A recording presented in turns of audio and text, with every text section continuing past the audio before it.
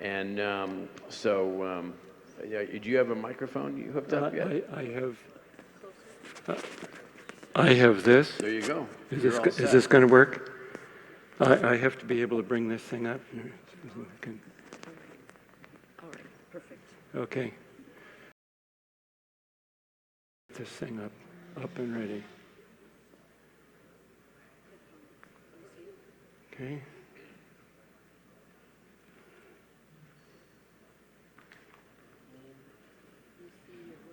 I can't even find. Where's the mouse? Where's the cursor? Oh, it's right. Where the cursor's gone. Dave? Where's the cursor? Oh, there it is. There it is. So start. Okay, and so do we come down here? So Yeah, I'd normally go to there, Okay, and start. okay, let's see if we can. Okay. Good. Okay. This is going to be a quick review. I hope you're getting all this.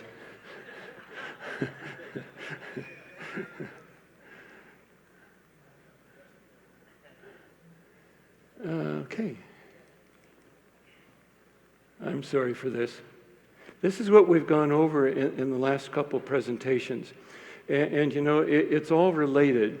And one thing on the statistical analysis, maybe I didn't, let me just back up here for a minute.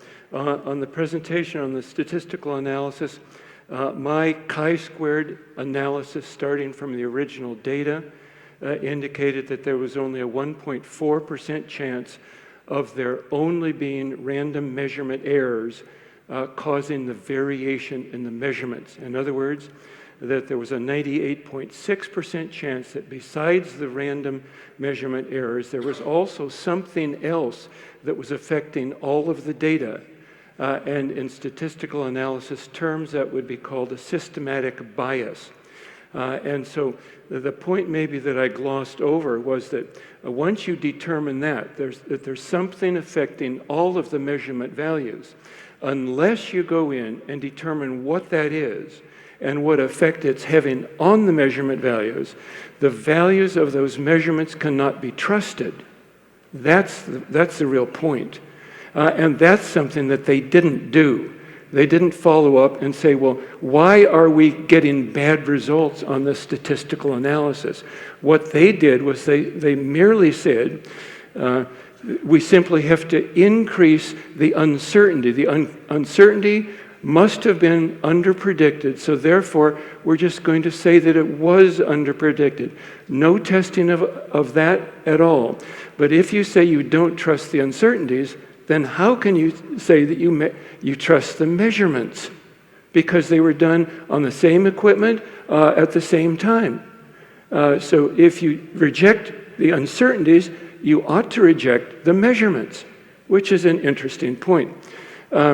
So that my point there is that since they didn't determine what the cause was or the total effect that it had on the measurements, the values were not to be trusted. Now, what was the cause? That was my next paper. The cause of that was affecting all the measurement values was neutron absorption, based upon an understanding that the image is caused by a burst of radiation, which evidently included neutrons, because making the assumption that neutrons were also included in this burst of radiation explains the four things that we know about carbon dating and the shroud. But this is a little bit out of sequence. Actually, logically, this one should come first. And so that's why I'm giving you a little bit of background here, so that the role of radiation in image formation is foundational to the understanding that there were also neutrons apparently involved in this image encoding event. I like that phrase that Mark used, image encoding event. Might be better than calling it a singularity. Okay, an image encoding event. So Robert Rucker, that's me. We have time here. Okay, I'm not sure how we're going to do this. Okay, let's go into it a little bit. The image consists of two different things make up the image. There's the discoloration of the linen threads, made up of discoloration of the fibers. But there's also the marks, the blood marks on the shroud. It's those two things that make up the image. Now, the forensic studies here over a long period concluded that the blood marks were made by a real human body that was wrapped within the shroud. And so then what caused the image, the stirp conclusions, the top fibers on the threads were discolored to form the image of a naked crucified man. The top fibers on the threads were discolored to form the image of a naked crucified man. Isn't that amazing? The image is, quote, that of a real human form of a scourged, crucified man. It's not an artistic work at all. The image is not the product of an artist. All attempts at forgery have failed to produce details of blood and discoloration, as Mark has just informed us. So the conclusions here is that the image is not the result of an artist or forger. Therefore, the body of the dead crucified man that was wrapped within the cloth formed the image. The image was formed by the body. This was a totally unique event, the image encoding event. So science should not be expected to answer all of the questions. As has been referred to, I like to ask people at this point, you can do the experiment for yourself. Go to your closet, go to your dresser, look on the inside of all of your clothing, and see if any of your clothing has a high-resolution front and back image made by your body on the inside of your clothing. And your conclusion will be no, because there is no mechanism for that to happen in our understanding of physics and science. Yet, as Spock told Captain Kirk, that which has happened is possible. And this has happened in one example with the image on the Shroud of Turin. So that it is possible because it has happened, even though in our thinking there's no mechanism for it. So that we can conclude from that we should not be surprised if we find that this is outside the realm of our understanding of physics and science. Okay. And so we've gone into this a little bit, a background of what an atom is, that with the nucleus composed of protons and neutrons and the electrons circling in orbits around the nucleus. And so the covalent bonds, this is just interesting what we're talking about here. The discoloration of the shroud is a straw yellow discoloration. And what is that caused by? Well, in simplistic terms, it's caused by the outer cell wall of the cellulose fiber being dehydrated and oxidized. Well, what does that consist of? Well, what it consists of is that, look at this central carbon atom here. The four electrons in this outer orbit are associated in this. One electron is associated with each of the surrounding atoms: carbon, carbon, oxygen, hydrogen. And that's what's called single covalent bond. But what we're saying here is that discoloration is caused by this carbon atom going from a single covalent bond to a double covalent bond. That's why it's discolored, which is fascinating because, first of all, there's nothing new added to the cellulose in the fiber that makes up the threads, except for a change in the arrangement of the outer electrons in the carbon atom. So this is all very strange, but that would be done, for example, by energy. And yet this, changing from a single covalent bond to a double covalent bond, has to be accomplished in a way that produces the image of a naked crucified man. Very interesting. So the straw yellow color of the fibers caused by rearrangement of the atoms in the cellulose molecule with no substance or atoms added to the cloth. And this was recognized in the Shroud of Turin research project, because when they did backlighting, the image essentially disappeared. So they said, well, there's nothing there. There's no material there that was added to the cloth, because in backlighting, the image disappears. Now, the carbon in the cellulose was changed from single to double covalent bonds. There's only two ways that I could think of accomplishing that, radiation and acid. But it was also discovered by the Stirrup investigation that there's no indication of capillarity on the threads or the fibers. Capillarity is soaking up of a liquid. So therefore, you can say conclusively that liquids were not involved in the formation of the image. So therefore, what's left is radiation. It's the only remaining option. Now, there's three different items that are necessary. And this is just, this is not computer analysis. This is just trying to think logically about something. I wanted to have today's newspaper up here and hold it up. A newspaper is to convey information, isn't it? And there are words on the newspaper as you look at it, and those words convey information to your mind, don't they? They convey the information from the person who wrote it. Through his hands, onto the keyboard, typing it into the newspaper, so that information is conveyed from the author to you, to your mind, to have the same conscious perception of what the author was thinking. Okay, that's a transfer of information. It's a communication of information. Now and how can that take place? Because the information that was in his mind had to be transferred to the newspaper, and then from the newspaper, by reflected photons through your eyes to your brain, so that at each step there was a transfer of information. Now, as you look at that newspaper and the individual letters, the information is in the sequence of letters plus the punctuation. That's where the information is contained. But as you get out your microscope and look at each letter is made up of little black dots, pixels. So the information content that defines an R, let's say. What is it that defines the letter R? What's the pattern of black dots on the paper that defines the information in an R or a B or whatever letter you want?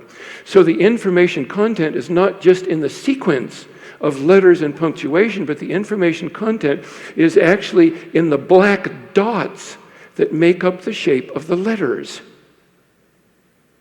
Are you following me so far?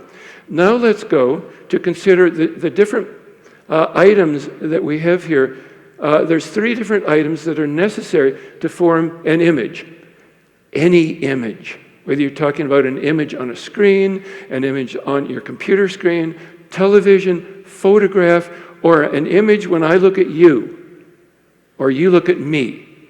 Why is it that the image, my image, is transferred to your brain? How does that take place? So that you have a conscious perception of what I look like.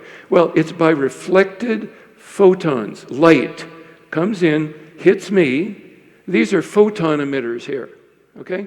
That's the technical term for a particle of light, especially in the high energy range. In the lower energy range, they'd be called waves. There's a duality of light. It has evidence of both particles and waves. So that these are photon emitters here. So the photons are emitted throughout the room. They bounce off me in every direction, including your eyes. So the photons that reflect off me, photons are almost ideally designed to transfer information content. Now, I have color, I have shade, I have position. Those three different things, color, shade, and position. The colors of this, of the tie, whatever, is transferred to your brain by the energy of the reflected photons. The shade, black versus white, is transferred through your eyes to your brain by the intensity of the photons. That is how many photons there are. This would reflect few photons. The black, the light, would reflect many photons. The position of any particular thing, like my elbow, that position of the elbow as it moves is determined by the direction of the photons that go through your eyes as to which rods and cones that particular photon falls on. So that my colors, my shades, my positions is transferred, all that information is transferred from me because that information is inherent to me. That information is communicated from me to you through your eyes to your brain through reflected photons. Reflected photons, light, that's radiation. That is radiation. And so don't think that I'm not familiar with radiation. I've never encountered radiation. It's like a fish saying that they don't believe in water when they live in it all their entire life. And we live in a sea of radiation our entire lives. So this is what we're talking about here. There are three different things that are needed to form any image, including the image of you seeing me. That is, there needs to be a discoloration mechanism, and that would be the photons falling on the rods and cones in the back of your eye. In this particular case, it would be energy to drive the discoloration mechanism. And the energy to transfer the information from me to you is the energy of the radiation. So the radiation itself is carrying its own energy. But there also needs, besides the discoloration mechanism and energy to drive the discoloration mechanism, there also must be information to control the discoloration mechanism. So that the information content, and this is what I was trying to explain to you, the information content to transfer my image to your brain is inherent to the reflected light, the photons, the radiation that's reflecting off me, going through the lens of your eyes, and that information, when it hits the back of your eye, is transferred to electrical impulses which travel up your optic nerve. So that information content is then traveling up your optic nerve in those electrical impulses, where they're finally deposited in your brain to give you a conscious perception of what I look like. Now, the same thing applies to the Shroud of Turin, or any image. Let's hold up our newspaper again. You see an image of someone on the page, whether black and white or color, so that there's information content in that photograph. Well, where is it? It's in the pattern of discolored dots or pixels on that newspaper. That's where the information content is located, and that information content, when light reflects off of it, comes to your eyes, up to your brain, that information content from the newspaper is then communicated to your brain to give you a conscious perception of the picture on the newspaper. Same thing with the Shroud of Turin. Okay? Let's move on. So we not only need a discoloration mechanism, we need energy to drive it, energy to change from single covalent bonds to double covalent bonds, for example. Energy discoloration mechanism, energy to drive it, and information to control it. If there was no information, there would be no image. Absolutely necessary. Now, ways to move information. How do you communicate information from one location to another? Because that's what we're talking about. I'm up here, but you're out there. How is the information transferred from my location here to your location there? There's a transfer of location. So that can be done by radiation. That's by far the most common means of transferring information. We use it continually every day as long as our eyes are open. Okay? There's also waves in a medium like sound. Now the problem with sound in causing a fairly sharply resolved image on the Shroud is that if I'm talking out here to Steve, they can hear me over here too. So that energy is not focused in the manner that's necessary to form the fairly high resolution image that we see on the Shroud. So you can rule out waves in a medium like sound. The next, flow of particles in a physical connection. Flow of particles in a physical connection, like electrons through your nerves down to move your hand, or electrons that flow in a wire Okay, well, just think about it. Every location of the body that was wrapped in the shroud, were there physical connections, maybe wires, connecting every point on the body to every point on the shroud? No, so we can exclude that. Now, physical contact, such as typing, or you hit a piano key, that's physical contact. You hit a key on your keyboard, that's physical contact communicating information. But was there physical contact at every location on the Shroud of Turin? No. If it was the cloth was touching the nose, then there was not physical contact right next to the nose. So we can rule that one out. Diffusion of molecules, either in tasting something or smelling something. If someone opens up a bottle of ammonia in the next room, and pretty soon you'll probably smell it. You won't know where it is exactly, but you'll know someone has opened a bottle of ammonia. Okay? But again, that doesn't create a highly resolved image. So we can rule that out. And there's also a suggestion here, maybe electrostatic or gravitational field. But again, a field like this does not produce sharply resolved information to form an image. So after we rule out all the other options for ways to move information, the only one that works is radiation. Okay, are we there? It's the only option to move the information content that's necessary to form the image on the cloth. Now, the next question here, radiation, okay? Okay, went through that.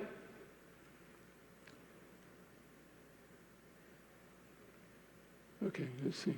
Now, the next question here would be, so the information content that must be deposited on the cloth is that which defines a naked crucified man, because that's the information content that's necessary to form the image of a naked crucified man. So the question is, where could that information content have come from? Could it have come from the limestone walls of the tomb? Well, no, that information content was not in the limestone. What about the air in the tomb? No, it wasn't there either. What about from the cloth itself? Well, no, it wasn't there. There was only one place where that information existed, and that was that it was inherent to the body itself. Okay, are you following me? So therefore, because when you looked at the body, you could see the naked body of a crucified man, assuming the cloth was back. You could see it because that information was inherent to the body. So the information content that must have been deposited on the cloth must have come from the body. Now, this is important because a lot of times people are distracted thinking that, well, maybe there was a lightning strike, maybe there was an earthquake or something, and so that there was radiation produced in the limestone or alpha particles or something produced in the limestone. Well, you need to get the information from the body to the cloth so that if there's radiation coming from outside the body, you have to get it inside the body in order to gather the information content that defines the appearance of a naked crucified man, and then have that radiation come out and be deposited on the cloth. It's easier to conceive of that radiation starting from the body. It's just simpler. So that's what I think happened. The information content that was necessary to form the image must have come from the body, and the easiest concept is that it was carried or communicated by radiation that was emitted from within the body. It was okay. Okay, so that only radiation could change the carbon bonds in the cellulose, carry the required information from the body to the shroud to form the image, deliver energy at the same time without substance or atoms. Now, for example, what I'm saying is that the radiation that was emitted from within the body did two things, and this is the role of radiation in image formation. It did two things. It carried the necessary energy to drive the discoloration mechanism, and it carried the information that was necessary to control the image formation process. Now, the next question here, okay, is where did that radiation come from? Did it just come from the surface of the body? And the answer is no, it did not. It came from within the body. And I think we do know that based upon the appearance of bones on the image. Several different researchers have indicated that. You can probably see that most easily in the hands. It's not just the fingers that are visually available there, but it's also the bones coming up in the hand below the skin. So you can see those bones. You can make it out a little bit on a typical photograph. On a good photograph with a microscope, you can see it up in the teeth. There's been reports of it on the backside, on the lower end of the backbone and the vertebrae, and up in the skull, the separation of the different skull pieces. So that based on that, we can conclude that information content that defines the location of these bones has to be brought to the cloth by radiation emitted from within the body. So that as that radiation then passes through the bones, then it's altered, and thus communicating the presence of those bones to the cloth. Okay. Okay. Now the other thing here, and Julia got into this, is what is the angular dependence of this radiation? Now normally, when you think of a photon emitter like this, and a tungsten filament, the photons are being emitted in every direction. That's how, when they get excited, they're emitted in every direction. But in this image encoding event, we are essentially outside of our understanding of the laws of physics. And so then it becomes an issue of following the evidence. And what the evidence that we have here is a fairly high resolution image, about 0.5 centimeter resolution on the front and back image, but no side images at all. And so therefore you must conclude, if you follow the evidence where it leads, you must conclude that the radiation is being emitted from within the body, but being emitted not in every direction like the filament on our photon emitters above us, but rather it must be emitted to form this highly resolved image, front and back, with outside images. That radiation must be emitted vertically collimated, both up to form this image and down to form that image. Now, this is not a new observation. This goes back decades. And the interesting phrase for that was that this is like 1 million laser beams going off simultaneously in the body, all pointed vertically. So that just following the evidence where it leads, this is where I think it leads on the radiation. Now, other evidence for radiation. We've gone through some of this, and I'm running low on time.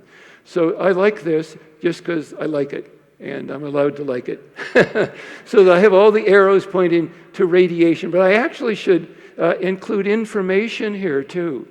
That the relationship of information and radiation is crucial to this. And that's one reason why I had invited the people from the Discovery Institute, which is promoting intelligent design.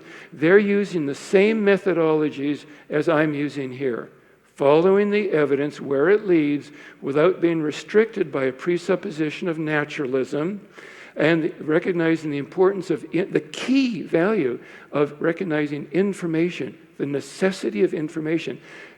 I'm doing that. They've come to the exact same location in explaining why there is life on Earth. Interesting. Requirements to form an image. Okay, discoloration mechanism of two forms that I think are worthy of consideration. I'm not choosing one or the other, and it may be both to some degree. A corona discharge and a photochemical process from ultraviolet light. Just the location of the discoloration would seem, just off the top of my head, I said, well, that's a lightning rod effect. A lightning rod, the big thunderclouds roll over. Where does the lightning come? Hits the very tip of the lightning rod. So I looked at the fibers and I said, well, it's just the tip that's being discolored. That's a lightning rod effect. So it occurred to me, that this would be similar to a corona discharge, which is a type of a static electrical discharge off the tips of the fibers. It's like a particle radiation going through the cloth, being deposited primarily on the inside, but some on the outside, assuming that there is a little bit of an image on the outside. And so that energy deposition would also be a charge deposition. The charges would then move to the outside edge, repelling each other, as like charges do, repelling each other toward the inside and outside of the cloth, and then discharging into the air. So that process makes sense to me. We need to get more experimental evidence that that is even possible. But that's a concept that works in my mind. So the energy to drive the process would be the kinetic energy of the charged particles. Now, we're not talking about neutrons here. We're just talking about image formation. The neutrons did not form the image. Okay, that's clear because they're much too penetrating for that. If it was due to neutrons, you'd have the image on the outside of the cloth would be just as strong as the image on the inside of the cloth. And you'd have a discoloration all the way through the cloth. And that's simply not the case. So it's not, the image formation is not due to neutrons. The consideration is charged particles and ultraviolet at this point. So the energy would come from the kinetic energy, the energy of movement of the charged particles, or the energy due to the frequency of the ultraviolet light. And so that the information to control the process is carried from the body to the cloth by radiation. So I went through why we can see the image on the cloth. Let me just repeat it here. Same thing applies as to why you can see an image on a newspaper. We can see an image of a naked crucified man on the shroud because the information that defines the appearance of a naked crucified man is contained in the pattern of discolored fibers in the threads that make up the image on the shroud. There's information content that form these images. That's why we can see the images. That information content is in the pattern of pixels, of discolored fibers, or pixels you can call them, that are on this cloth. Reflected photons carry this information to our eyes so that the information content that's on this cloth, light comes from all different directions in this room, reflect off of this, carry that information in all different directions, including to your eyes, so that information content that's embedded in the pixels, the pattern of discolored fibers on the shroud, that information content is carried to your eyes by the reflected photons. When it hits the rods and cones at the back of your eye, it's translated into electrical signals which are transmitted up the optic nerve to your brain to give you the conscious perception of this image. Isn't that amazing? And all that's designed in. Just amazing. So, now, how was the image formed? The image is a radiation burn. That's a nice, convenient way to say it. It really is. It must be due to radiation. Therefore, it's a radiation burn. And Stirrup proved it was not due to any pigment, paint, dye, stain, etc. It's not a thermal process, being a scorch from a hot object. It's not a photograph. They excluded every possibility except for a radiation burn. Now, I've had a radiation burn, and I bet you have too. Okay? One time I washed my car with my shirt off, and there was a hot sun, and it was red all over my back. Okay? That's a radiation burn. Now, there was no image there. Okay? So that this is a particular type of radiation burn. But no. Made by charged particles creating a static or corona discharge from the top fibers and or by ultraviolet light. So if it was the charged particles, then the charged particles, as they're deposited in the cloth, would then result in a corona discharge, for example. And it was a very brief burst of radiation emitted from within the body, and this radiation was vertically collimated both up and down to form the image. Okay? So now there's 17 reasons. How much more time do I have?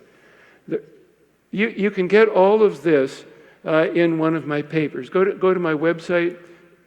15 minutes? Okay. 10 minutes, thank you. You can go to my website, shroudresearch.net.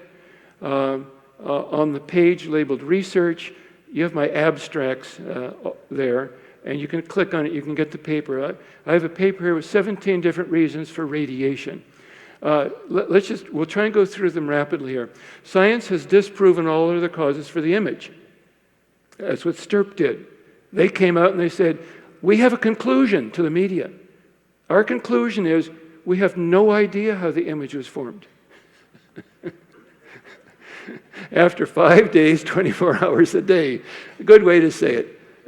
Okay. Bam, bam, bam, bam, bam, bam. 2. Image has the coloration of a scorch. That is, if you take a white hanky and leave it out in the sun for 2 weeks, it's going to have a straw yellow discoloration. No image, but that's just the color of it. And that'll be the color that we have here. So the coloration is similar. So it's similar to a scorch. Okay? But it's been proven by Stirp that it's not a scorch because they turned off the light. All the lights brought up a black light to emit ultraviolet light onto the shroud, and it did not luminesce. So it's not a scorch in the sense of being a product of contact with a hot object, yet it has the coloration of a scorch. Now, the other option here is that it's a cold scorch. That is, that a scorch-like appearance can be produced at a low temperature by radiation. And that's what I had on my back. It wasn't that the air outside was 500 degrees. No, it was a fairly nice day. But I still ended up with a radiation burn on my back. Okay, that was a cold scorch, you might say. Okay? So that, again, this leads us to a belief that it can be radiation. Number 3, if the front and back images are radiation burns, then the front image was on the. Now, just get the location here. You have the blood. You can tell where the body was wrapped. You can tell where the inside of the cloth was based upon where the blood is located. Now, it's true. Some of the blood is soaked through to the outside, but you can tell where the inside is based on the blood. The images are on the inside of the cloth, so that the top cloth that was over the top of the body, the image is on the bottom side of that top cloth. Okay? So the radiation had to be coming from below. But on the bottom cloth, the image is on the top of that. So the radiation had to be coming from above. So you have the radiation coming from within the cloth. And what was wrapped within the cloth? The body. See? It's just reasoning this out. So the radiation had to come from the body. Okay, number 4, the image must have been caused by an extremely unusual event. Because none of your clothing shows the high-resolution image like the Shroud of Turin. Okay? Only radiation could have communicated this information from the body to the cloth. Number 6, bones are shown. Number 7, high-resolution images without side images. Number 8, on the top 1 or 2 layers of fibers. This is very strange how this can happen. Less than 0.4 microns. It's been stated here about 0.2 microns. And this is shown here in my diagram. It's just the top 1 or 2 fiber layers, but in an individual fiber, it's just this very thin layer on 360 degrees around the fiber. And the image is a negative or reverse image that contains 3D information content. How can that happen? It can happen with radiation being transferred across the gap between the body and the cloth. That'd be an air gap. Thus, as the radiation is passing through that air gap, it diminishes, so that when the cloth is more than about 3 or 4 centimeters from the body, there's no deposition of that radiation energy or information. So that is well explained by radiation. Let's see, number 10, microscopic analysis of the shroud shows that threads and fibers shield threads and fibers below it. You have this effect where this could be discolored, but this one would be discolored up to the point where something overlays it and then discolored beyond, but there's a shadow of non-discoloration here, thus showing that something is flowing from the body to the cloth. It must be the case, and that's just following the evidence where it leads. Number 11, front and back images have the same intensity in spite of the fact that the front of the body only had the weight of the cloth on it, whereas the back of the body had the entire weight of the body on it, which is an interesting facet, that these images are weight independent. It doesn't depend, so that this image was formed just by the weight of the cloth, whereas this side had the weight of the body on it. And that would be consistent with radiation. Number 12, the covalent bonds of the carbon atoms in the cellulose could only have been altered by radiation after we exclude liquids. 13, image consists of altered covalent bonds. We kind of said that already, a little different here. Experiments have shown that discoloration similar to that on the shroud can be caused by a pulse of ultraviolet light or proton radiation in experiments. So that's number 14. Number 15, neutrons released as part of the radiation pulse can explain the 4 things that we know about carbon dating related to the Shroud of Turin. Number 16, experiments have shown that the reddish color of blood can be explained by neutron absorption. Mark, let's review that in light of Julia's recent presentation and how that plays into this. Number 17, very interesting question here. Where is the blood? It's on the shroud. Where should it be? Should be on the body. How did it get from the body to the shroud? Now, yeah, there was some oozing, there was some draining, so that there would have been some blood just by contact.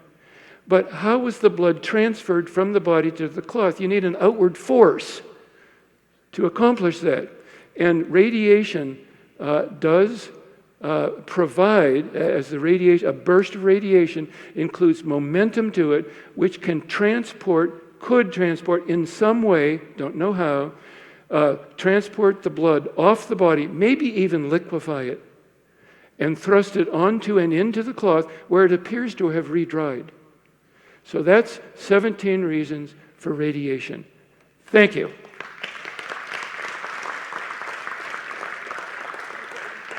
Yeah, one question?